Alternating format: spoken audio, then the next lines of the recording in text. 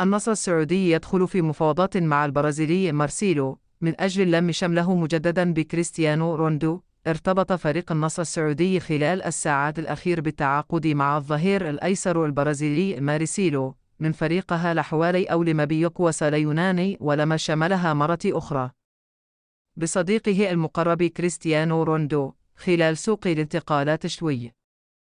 وكان كريستيانو رونالدو ومارسيلو جزءاً من جيل ذهبي خلال فترة وجودهما معاً في ريال مدريد، ولعب الثنائي معاً لمدة 9 سنوات في العاصمة الإسبانية بعد وصول رونالدو من مانشستر يونايتد في عام 2009، وفاز سوياً بعدد كبير من الألقاب، والتي تضمنت 4 ألقاب لدوري أبطال أوروبا. وأنهى انتقال رونالدو إلى يوفنتوس في 2018 وقتهما معاً. وغادر مارسيلو ريال مدريد في العام الماضي إلى فريق أولمبياكوس اليوناني، ولكن على الرغم من أنهما لم يعودا زميلين، إلا أنهما لا يزالان صديقين مقربين للغاية.